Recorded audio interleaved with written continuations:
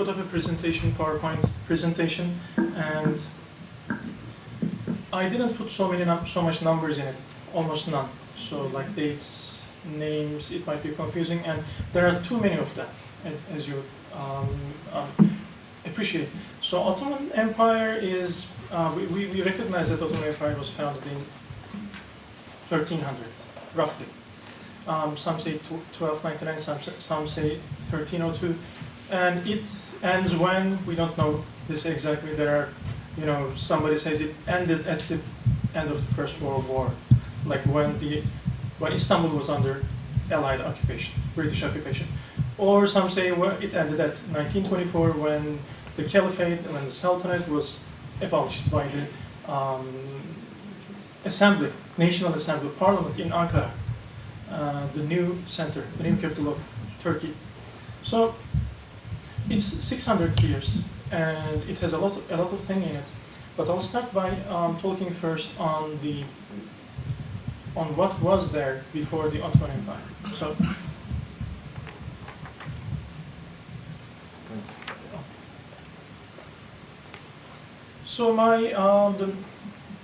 these are the sort of the contents of my presentation for today, and I will first, as I said, talk about the history, and then I will talk about the state's administrative structure and economy, and then we will talk again about religion and culture, learning, scholarship.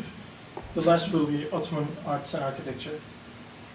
So I'm sure many of us know that the history of the Turks, at least a little bit about the history of the Turks before the Ottoman Empire. So Turks, we hear the name of Turk before the birth of Christ. So the name of Turk exists, but we don't see any state with the name of Turks until the middle of the first millennium, like 500, 600, and the first Turkish language script appears around that time. That's another thing.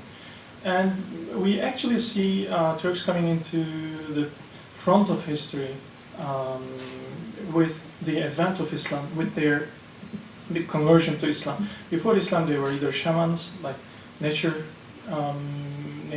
religions, believing in Buddhism, and some were Jewish. Maybe a very little minority were Christians. So after the Arabs conquered the Central Asian lands, Iran first, and then after Central Asian lands in 700s, in the 8th century, Turks began to convert to Islam in tribes, in groups. Turks lived in tribal social structures, and in time, first of all, Turks became soldiers in Arab armies, in the armies of the Umayyads, the first dynasty after Prophet Muhammad, or in the armies, in the higher ranks of the armies of the Abbasids, the other dynasty after Muhammad. So, and within time, in the 9th century, we see Turkish princes, Turkish commanders, and in the 10th century, we have instances of Turkish commanders revolting in Egypt and establishing a state of their own against the Caliph in Baghdad.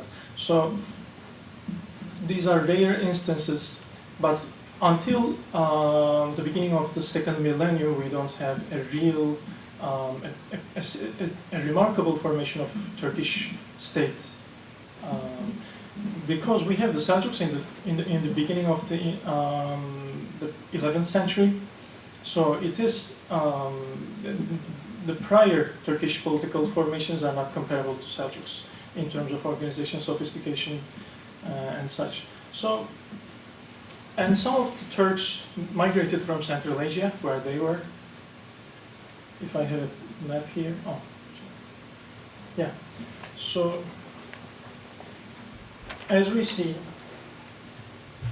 the Turks lived here, and from this region, what we call Transoxania, Turks started to migrate to Iran first, south of Caspian Sea, and from there, they started to migrate to Anatolia. Do we have a pointer? or something that I can.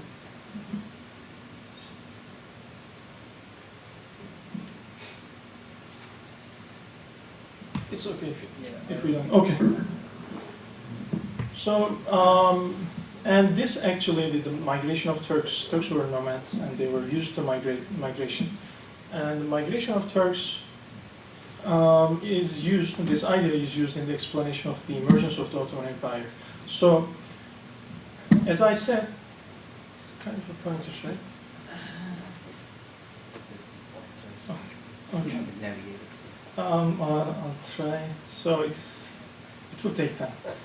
So maybe I shouldn't. It feels like a video game, so I don't want to get into that. And so from that region, from Iran, Turks migrated to Anatolia, and they established principalities there. Every Turkish tribe established a principality under the leadership of their lord, which in Turkish is called bey. Beg. It's a very famous. Now in modern Turkish it means like gentleman, sir, mister, but in the old Turkish it meant lord, master. And they established principalities, small governments in imitation of the Seljuk government, which was in Iran, the center of which was in Iran. And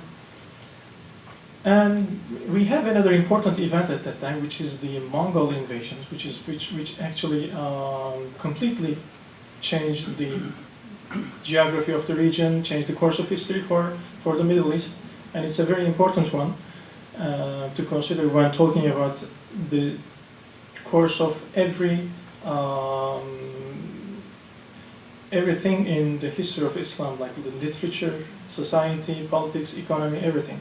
Patronage, and after, especially with the oncoming of the Mongols, a lot of Turkish tribes migrated to Anatolia. So Anatolia is, we know it's modern Turkey. So at the end of the 11th century, 12th century, and in the 13th century, we have a huge Turkish population, Turkish-speaking population in Anatolia.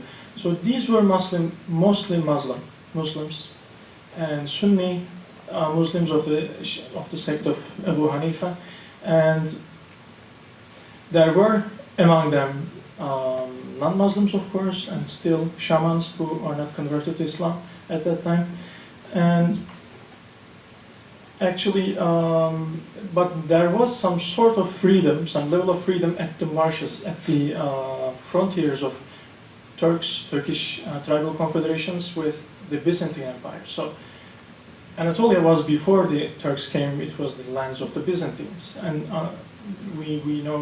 most of us would know about the Battle of Manskirt in 1071, when the Seljuk army and the Byzantine army clashed in eastern Anatolia, and the Byzantine army was routed, and in this way Turks were able to migrate, and lots of more Turkish tribes were able to migrate into Anatolia, and the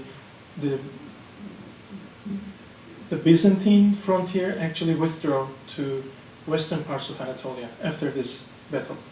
So, and as I said, at the borders of the Turkish tribes, tribal principalities, and the Byzantine Empire, there were this frontier region where Muslims and Christians lived together.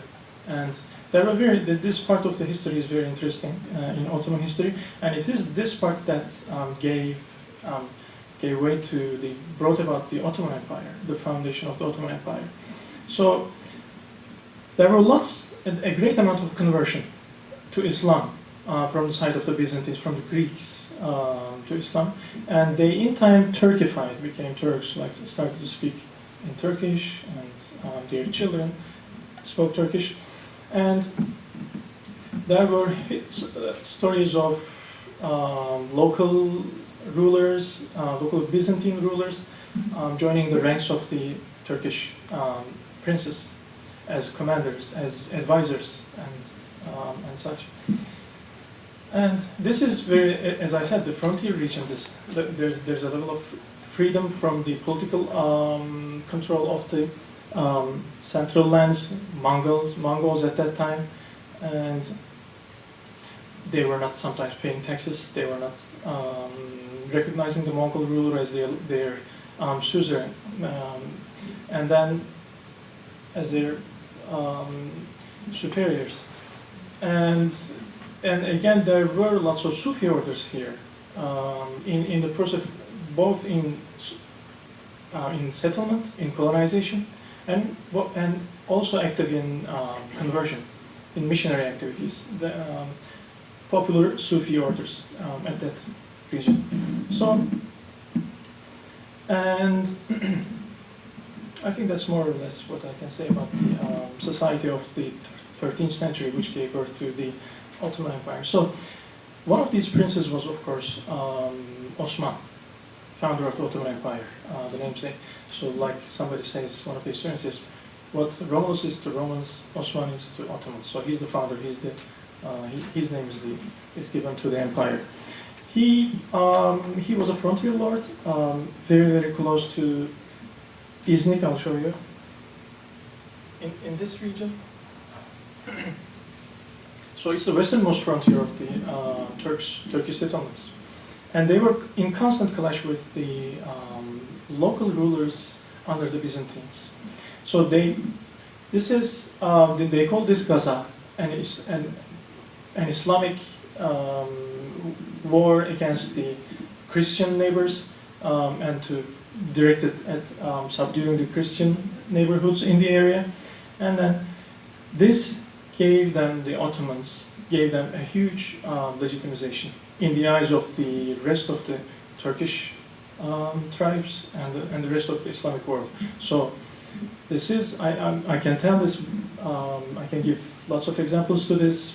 The Ottoman Empire until like 1500 was almost always recognized as a Ghazi state, which means somebody who is Ghazi means somebody who is waging war in the name of faith. So, and this gave them a huge boost, huge support from the Turks. Lots of the Turkish other tribes would not interfere with the business of the Ottomans because they thought they were engaged in Gaza, and the caliphs, the Sultan in Egypt, and even the rulers, the Mongol rulers, had to recognize that they were engaged in this Gaza, and they were doing it for the rest of the Islamic world, so they can justify their expansion into the Balkans. So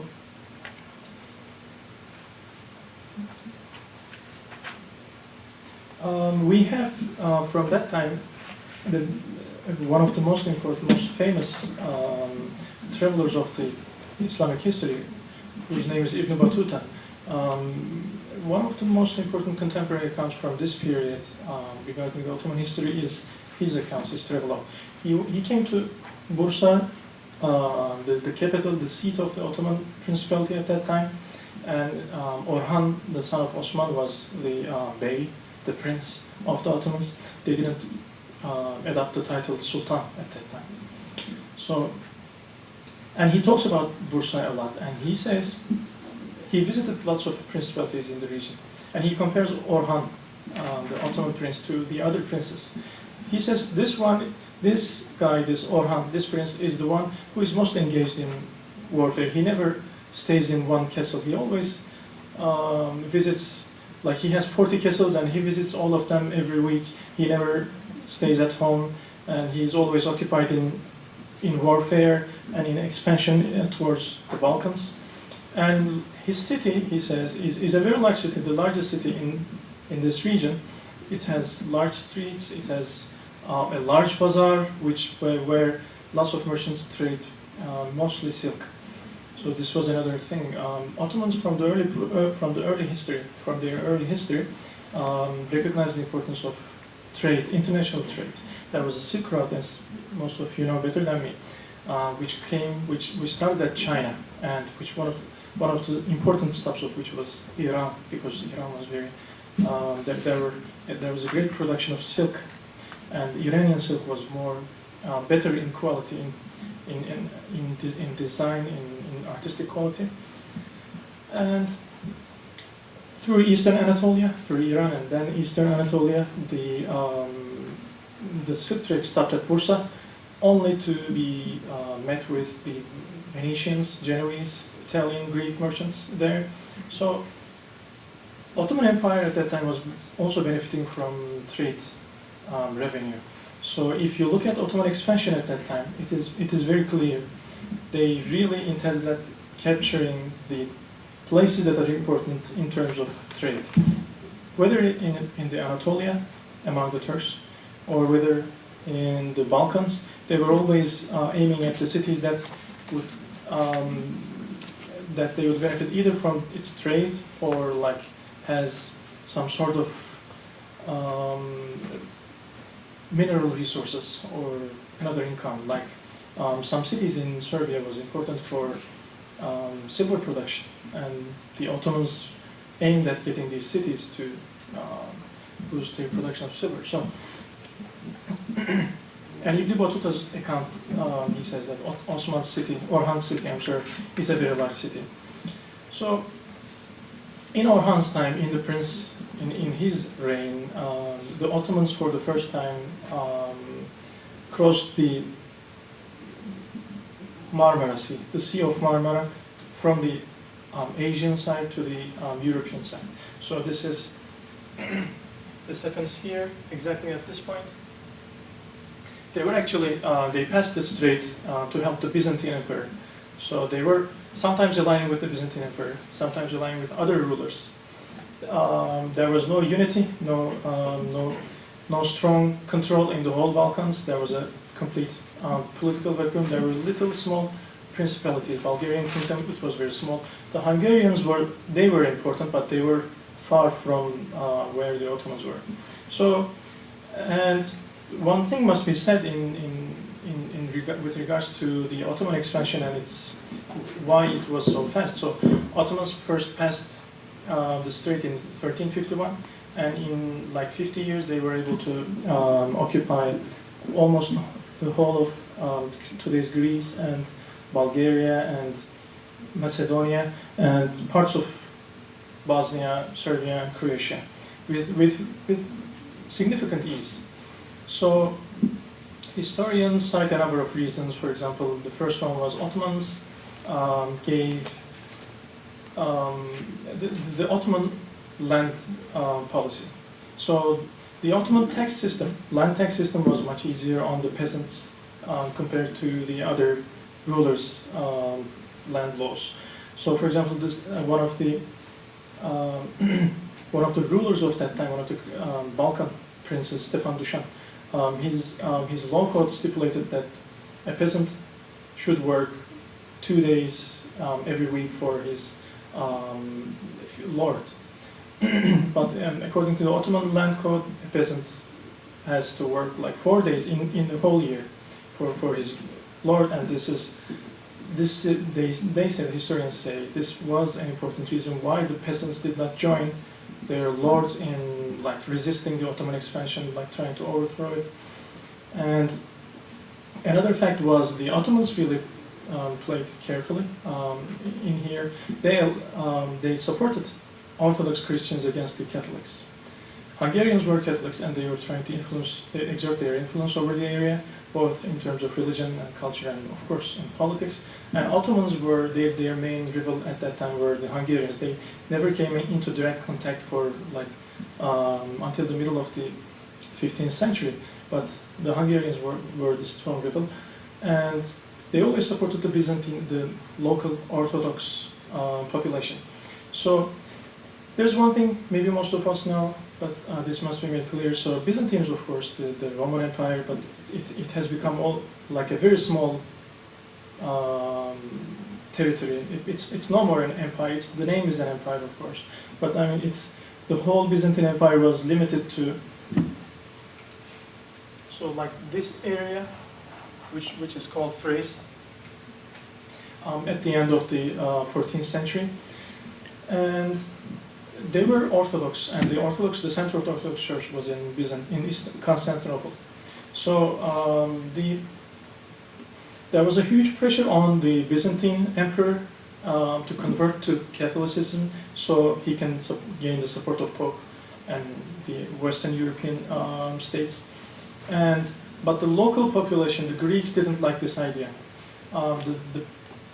The emperor had to give in to this pressure, and he gave in a couple of instances. Emperors gave in a couple of instances, and they converted to Catholicism.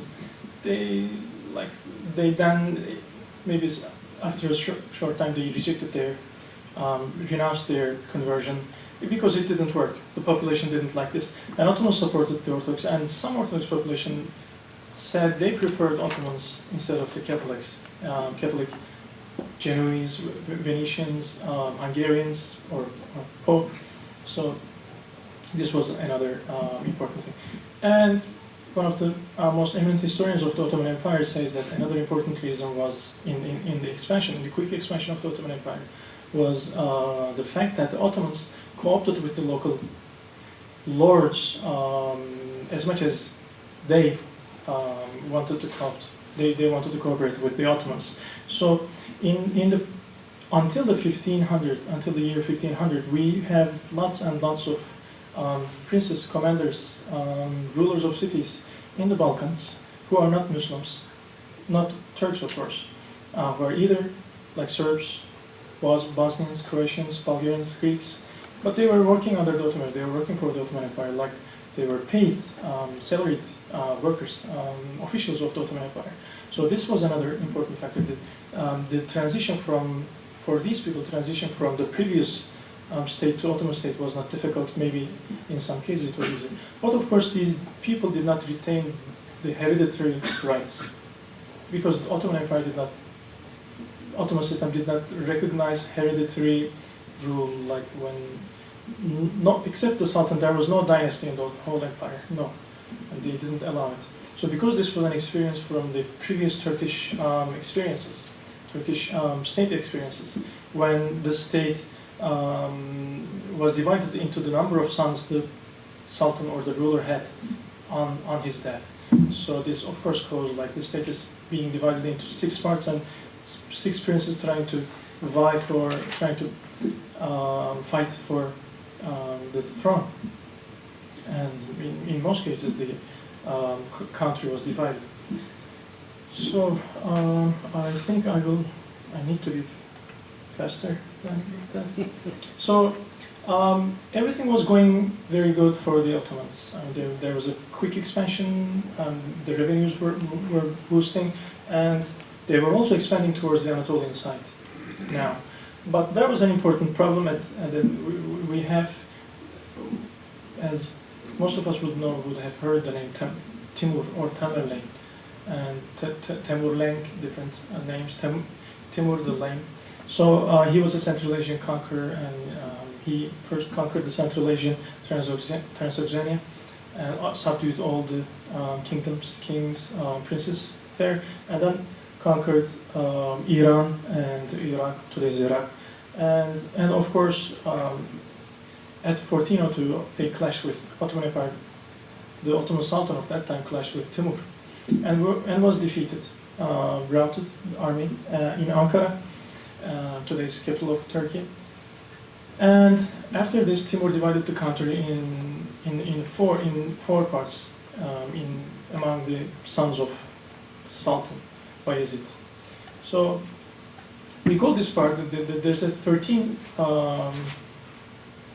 11 years of period, which is an interruption period, and when there were like sometimes 2, sometimes 3 claimants to the throne of the Ottomans, and Byzantines are supporting one of the claimants, and like Anatolian princes are supporting the other, so that the Ottomans stay divided, and they were able to overcome this in 11 years. And an interesting interesting question in this part of the Ottoman history is they were almost at the brink of annihilation, like destruction, at 1402. but they conquered Istanbul at 1453. When we look at the map of the Ottoman Empire, like 50 years after the defeat in Ankara, their borders were much more expanded, and they had overcome by that time all their difficulties. So when we come to the conquest of Istanbul, okay. Mehmed the Conqueror, many of us would know his name, Mehmed II, in other words.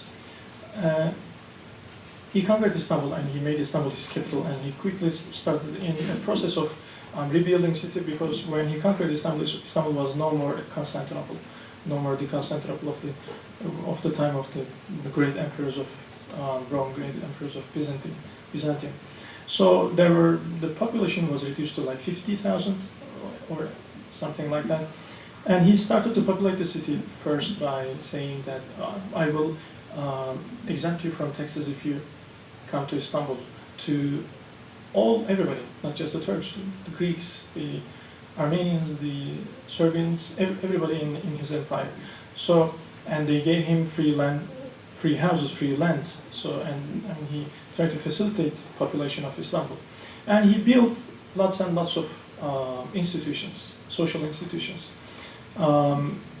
This is called imaret. He built hospices, hospitals, madrasas, which is school, which was an institution of higher learning in Islamic countries, societies, and libraries and mosques, of course. And like we know that when he came to Islam, he was a very aspiring personality. He wanted to be the Caesar, the new Caesar of Rome. He wanted to be this is how he addressed himself. He wanted to be the Shah of Iran, Shah and Caesar of Rome, and the Sultan of Islam. Greeks, Orthodox scholars would debate with the Muslim scholars in front of him about like the various aspects of their respective religions, and he invited scholars, very well-known scholars from different parts of Islamic world, and he said to his viziers that we are a great country, but we don't have enough scholars. So he built 8 madrasas, and then he built another complex. Külliye is another important word in Ottoman context. Külliye means a complex of buildings, which includes, in most cases, mosque and an imaret, which is something like a hospital, a poorhouse, and a kitchen for poor people, and libraries and madrasa, school. These were the most important elements of Külliye. So he built a huge complex in terms of it's called the Fatih complex, Fatih Külliye in Istanbul. So he tried to facilitate the prospering of learning and culture in his empire. So this was his portrait by a well-known Italian painter of a more well-known brother of a more well-known Italian painter. So Gentile Bellini, his brother was Giovanni Bellini, and he invited Bellini to Istanbul to draw his portraits, which was in some people's eyes a scandal, or in some people's eyes it was a very liberal thing to do, because no other Ottoman sultans besides him have his portrait made until a very later date. So this is the faithful as we get to how Mehmet looked, hopefully. So, and he also invited other, like Leonardo da Vinci. This is another thing. His son, actually not him, Bayezid, his son invited Leonardo da Vinci to ask him to build a bridge that would unite the two sides of the Golden Horn. If you ever been to Istanbul, or if you are planning to go there, you will see it. and in the Golden Horn. It was not built, of course, but we have the blueprints, the sketches of Da Vinci's drawings for the map, for the bridge. So, and when we come to the end of the 15th century, 1480s, we have important developments in the Middle East. We have a new and a very important state, political formation rising.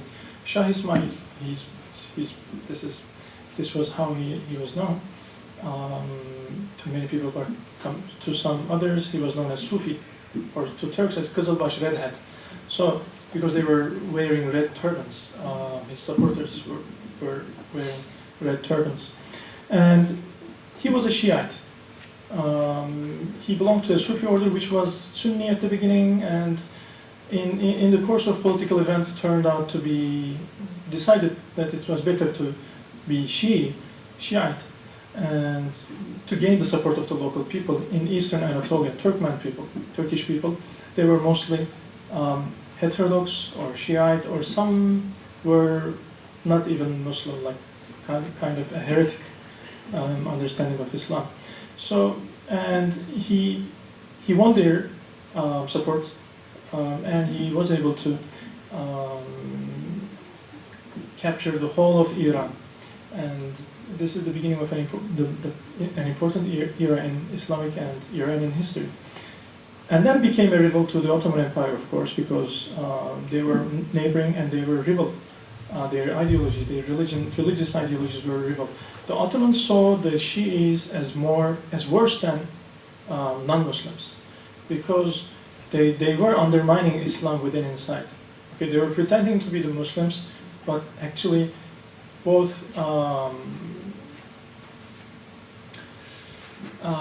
they were both not Muslims, and on the other hand, they were cooperating with the Christian European leaders, rulers against Ottoman Empire. This is a documented fact, of course. When the Ottomans were engaged in battle in Europe, in numerous cases, the Iranian Shahs would try to cooperate with Europeans, like Venetians in most times, against Ottomans. So, at the beginning of the 16th century, the Ottoman Empire had two important rivals in the Middle East.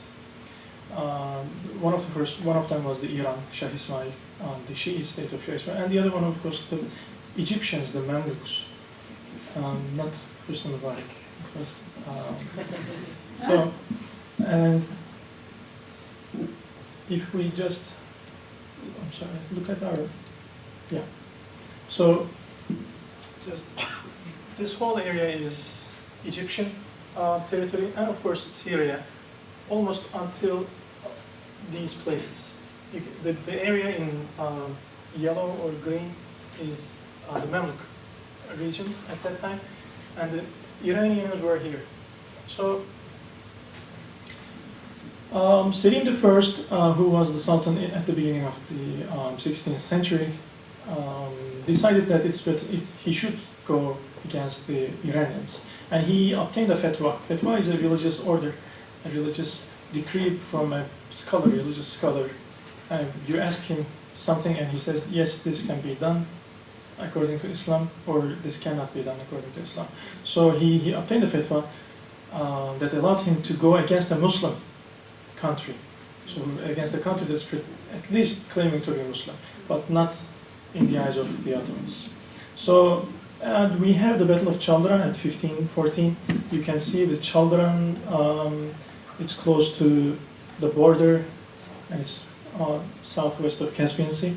The Iranians were defeated at that war, and Ottomans, Selim captured their capital, but he did not destroy, he was not able to destroy the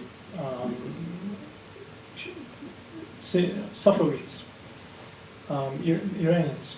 And then, after a couple of years, he went against the Mamluks in Egypt.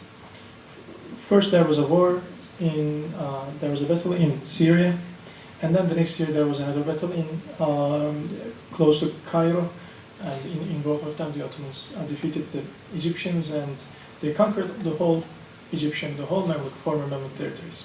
So now this is an important thing in the history of, it's a turning point, it's a milestone. So after this time, the Ottomans claimed to be the protector of Islamic religion, protector of Islamic domains. So there are a couple of things that are symbolic, but they are very important. Now they have the rulership, that they have control over the holy places of Islam, which is Mecca and Medina, and they have the relics, holy relics. So this is another important, prestigious duty they are protecting. So they fashioned themselves. Selim I fashioned himself as not the ruler of the Holy Lands, but the protector of Holy Lands. So they did not claim explicitly to be the caliphs. There was at least a nominal caliph, nominally caliphate going, continuing in Egypt, but not. It was not important. It was not very significant. And the Ottomans most probably did not take over caliphate. But in time, when they later claimed to caliphate, nobody rejected. Because Ottomans were the most important Sunni ruler of the Islamic world, and they were in control of the Holy Lands. Okay.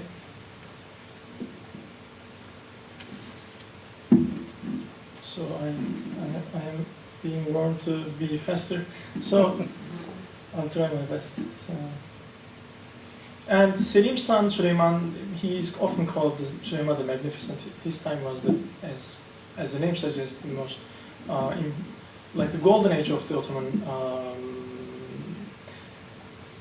artistic, cultural, and political tradition. And at that time, Süleyman was able to claim that he was the the greatest ruler of Europe, not just the Middle East, but Europe. His navies, his forces were battling with the Portuguese in the Indian Sea, and his naval commanders were also engaging in military activities in Netherlands, close to Baltic, Northern Sea, and at the same time his armies were waging war with the Iranians, some of them in Ethiopia, in Yemen. So, but this, of course, did not continue, this golden age. This is why we call it a golden age, because it didn't last, because the next generation started to feel that there was a decline, and they created this myth of golden age of Süleyman. And there was a considerable decline in, first of all, economy, in also statesmanship, because we had lots and lots of crises in the capital going on, succession crisis, sultans being overthrown for the first time in Ottoman history, and being even murdered. And the 17th century was really a time of crisis, and an even greater crisis ended the century. For the Ottoman Empire, they tried to capture Vienna, which was one of the most important strongholds in Europe in 1683, but they were defeated in front of Vienna, and there was an ensuing war between the Ottomans and a number of European states, which lasted 17 years. At the end, the Ottomans had to sign a treaty which made them for the first time recognize the superiority of the Europeans, and they also themselves recognized there was a problem. And the 18th century this is why we call 18th century was the beginning of the reform in Ottoman Empire, but not a major reform. Reforms of the 18th century were directed mostly at military. And from this time on, Ottoman Empire had two major rivals, Russians and the Austrians. So, and the empire was in constant decline, in constant retreat in terms of borders. And the 19th century is signified by reform efforts on the side of the Ottomans, and the Ottoman Empire being called the emergence of the Eastern question. And the European powers were trying to answer what are we going to do with this sick man of Europe. That's what the Russian Tsar and the English king was referring to. So, and towards the end of the 19th century, a new generation of Turkish intellectuals came up. They are called New Ottomans. So they came up with different ideologies. Some of them said we suggested a more centralization. Some of them, on the contrary, suggested decentralization of the Ottoman state for survival, for saving the empire. This was one of the most important questions in the Ottoman Empire. And at the end of the 19th century, we have constitution for the first time in Ottoman history. We have a parliament, we have elections. Not complete democracy, of course. And Sultan Mahmud II, he's one of the proponents of reform in Ottoman Empire, but he did reform in various areas, not the least of it being clothing. So this is a portrait of him before he started the revolution in clothes, and this is another one when he decided to adopt European-style clothes, narrow pants, narrow shirts, no more baggy trousers. So, and there's an interesting story about this. Mahmud II, when he decided that he would reform the fashion, reform the outlook of the Ottomans, it was a very difficult thing to do. Of course, no one would consent this, and he didn't want to go out in this type of fashion in the first time. So he asked a couple of soldiers. He told them, "Okay, you will try it and see what's the reaction." And if I'm not mistaken, two officers, dressed in European-style pants and shirts and jackets, went in the streets of Istanbul, and of course it was a scandal, and they were arrested. So this was I don't know, this didn't, of course, persuade Mahmud to, give up the reform, and he went on with the reform. And this is one of his clothes. I'm putting here because it kind of reminded me of Michael Jackson's.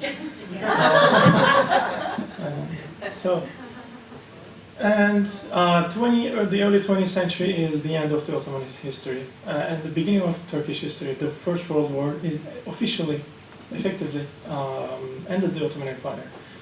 There was the Sultan, Padişah in Turkish vocabulary, was in Istanbul. He was the Padişah, but everything was in British control. He was controlled by the British. And a resistance movement started in Anatolia. It was led by Mustafa Kemal, the founder of Turkish Republic, who was to be named later Atatürk, the father of Turks. And we have, in 1923, Turkish Republic was founded. Okay, so I am very behind. I will go over these very quickly. I will try to do it. So the Ottoman state was based on a mix of different traditions, Near Eastern mostly, like Abbasids, Islamic Caliphate, and Near Eastern, Iranian understanding of state. There were two major classes in society. First one was askeri. You will find it in your outlines. And the other one is re'aya. So there are two groups of people. The askeri is exempt from tax. That's what it actually means. Re'aya is the person who pays tax. The people, the peasants, the urban dwellers. But the scholars, like the rabbis, bishops, Orthodox bishop, they were not paying tax, they were askeri. Imams, of course, and soldiers. And Ottoman Empire had two different types of law. The head of the Ottoman Empire called himself Caliph, especially at the end of the 19th century. But we know that there existed two different sorts of laws in Ottoman Empire. The first one was, of course, Sharia, the Islamic law, which was based on Quran and the tradition of the Prophet and the works of the scholars, religious scholars. And the other one is the Sultanic law, which we call Sultanic law, or Kanun. Ottomans called it Kanun, they adopted the word from the Greek canon.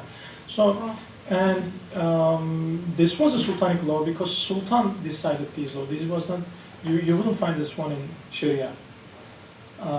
In most cases, this related to administrative aspects. Like in some cases, there were things related to taxation, and I would say financial and administrative cases. And the Sultan had a divan, which was his council, and he had viziers. He had the chief vizier, Sadr Azam or Vizir Azam, and he had other viziers with him. And the bureaucracy was not like, of course, it was not a bureaucracy in the modern sense of the word, but he had financial and administrative bureaucrats, a large number of bureaucrats actually, and the Ottoman archive is an evidence of this, like hundreds of millions of archival documents in Istanbul show the sophistication of the Ottoman bureaucracy, record keeping. So I will have to pass these quickly, and as I mentioned briefly before, Ottoman Empire was at the crossroads of a number of traditional trade routes. Among them were the Silk Route or the spice, the Indian trade route, the spices. So, and the Indian trade route was coming through either here or through here, which the Ottomans controlled. But after the Portuguese found out another way other than Mediterranean, when they realized that there was another way, longer but more profitable, the Ottoman trade revenues declined in the 16th and of course in the 17th centuries. And I will have to pass these. I put up a small bibliography at the end of the outlines. It's a very small one, but maybe a good start for these. And a number of things may be said about the Sufi orders in Ottoman Empire. The most important of these was the Mevlevi order, the order founded by Rumi. These were not the Sufi orders that the elite, the learned, the ulama, the scholars would adhere to. These were the orders that the village population, the urban and rural population would belong to in most cases. Most important of them was Bektashi order. And okay, so I don't know how many minutes I have left, but 10 minutes? Okay, thank you. So we have, I'm sorry to take up so much of your time. We are at the arts and architecture at the end. So this is, I'm sorry, this is a kind of a dark picture. It's not very revealing. This is the Süleymaniye, the complex of Süleymaniye I was talking about. So it was built by Süleyman, the magnificent Süleyman I. And here, at the center of the complex, we see the mosque. And the mosque has a cloister around it, and it is separated by the city, by the houses surrounding neighborhood, by a large yard and walls. But not just by this. The buildings around it with hundreds of domes, small domes. These are what compose the complex Külliye. One of them is the medrese, the other, the higher learning institution. The other one is an imaret for sick, and there's another one, a library, and food houses for the poor as well. So this is based on the institution that's called Vakf. They say Ottoman arts benefited from two sources. The first one was the traditional Turkish Anatolian architecture, arts and architecture, and the other one was the Byzantine. This is very important. When you just travel in Turkey, when you look at the cities that were established, the institutions that were established before the conquest of Istanbul, Constantinople, the mosques in these places, the madrasas are different. You can see the resemblance to Iranian, Central Asian architecture, definitely. it is there. But after the conquest of Istanbul, we have a huge dome that is dominating. That all other parts of the architecture is subordinated to the central huge dome, and there is nothing in this whole structure that does not belong to the general structure. There is no redundancy, there is no superfluous elements in the architecture. They say this is mostly because most of the Ottoman architects were trained in the military. For example, the most important architect in the whole Ottoman history is Sinan, and he was a general, and he became an architect at the age of 40. But he died at 98, so it was not that he didn't lose time. But the art historians talk about the decline of arts, as well as in many areas after the 16th and especially the 17th century. But we see in the 18th century an influence, this is another thing that we must note, of European architecture, which is Baroque, of course, on Ottoman mosques. But more than mosques, this Baroque architecture, European influence would be seen on like fountains, like other buildings. But I think they thought that maybe it was not appropriate to apply European influence towards religious structures.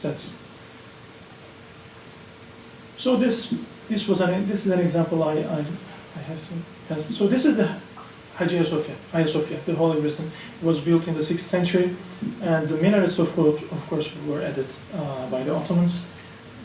It was converted to a mosque immediately after the conquest of Istanbul, but now at the beginning of the Republic, it's being converted to a museum. It's not a mosque, neither a church. It's just a museum now. So, and it is at a very beautiful location. And so this is Süleymaniye. And this view is from Golden Horn, and you can see how Sinan was able to achieve this huge structure. It's dominating the whole landscape of the area. This is another picture of the same mosque, Süleyman the Magnificent. This is the mosque that Mimar Sinan, the greatest architect of the Ottoman Empire, calls his masterpiece. He completed this mosque in the time of the son of Süleyman I, and it's called by his name, Selimiye, and it's not in Istanbul, it's in Edirne, and it is, as far as I know, it is one of the best, one of the aesthetically most pleasing mosques and institutions. Of course, it's not just a mosque. There are, again, madrasas and imarets around it, surrounding it. You can see some at the back. And it is a very important, spectacular piece of architecture. Yeah, this is a view from the interior. This is the dome of the mosque. It is, you can see how beautiful is the decoration. And at the middle of the dome, at the peak, is what we call hat, the calligraphy, Islamic calligraphy. You would find like verses from the Quran in most cases inscribed on it, and the calligraphy was very important in Ottoman artistic tradition. So again, this is another picture which you can see how a huge central dome dominates the whole structure. This is the greatest example of this. They said the domicile. I forgot the word. So the domes constructing Islamic tradition, and the huge dome is almost not supported by any other like half domes or smaller domes. And this is this is from the cloister of the Selimiye Mosque, the entrance of the mosque. So this is another mosque. This is in Istanbul. It's called Rüstem Pasha. It was founded by one of the most famous viziers of Süleyman at the middle of the 16th century. And this is significant mostly in regards to the tiles. Art historians consider the tiles here in this mosque to be one of the finest examples of the whole Turkish, Ottoman, and as well as the Islamic tile art. Ottoman arts are particularly considered one of the greatest aspects of Ottoman artists. Ottoman tiles are considered superior to their contemporaries. So this is another tile, this is a plate, this is a dish. It's made in Iznik. Iznik was one of the most important places of tile production. And this is Tura. Hakan told me, why didn't you put a Tura at the beginning? It would look very good. So it's not at the beginning, but we have at least something at the end. So Tura is the insignia, the signature of the Sultan. He doesn't do it himself, of course, but it's an art. This is the Tura of Sultan Süleyman I, and they put the Tura at the beginning of their fermans, the imperial edicts, imperial letters. So here, under this Tura, you will find something that the Sultan ordered that, and below it you will find the contents of the decree. And miniature painting is another form of art in Ottoman history. It is not considered to be on par as excellent as the Iranian painting, but it is it has a distinctive aspect in detailing the everyday life of the Ottomans. This is from a circumcision ceremony of one of the sultans towards the end of the 17th century, Murad III, and this is how all sorts of jugglers, all sorts of people entertained the guests. Here, fireworks. And this is an example of calligraphy. It's in the Hagia Sophia Mosque. It's considered to be these tables, these calligraphy. They are considered to be the masterpieces of Ottoman calligraphy. And we of course should not forget about Ebru, which is a Turkish, we can say a Turkish, mostly a Turkish Ottoman type of art. It's paper marbling. It's done on paper, and we have here in Chicago very good artists of Ebru. Hakan, do we have an Ebru example with us in the office? Okay, we will show it to you later. Yeah, during lunch. So this was the end of my presentation. Sorry for taking so long.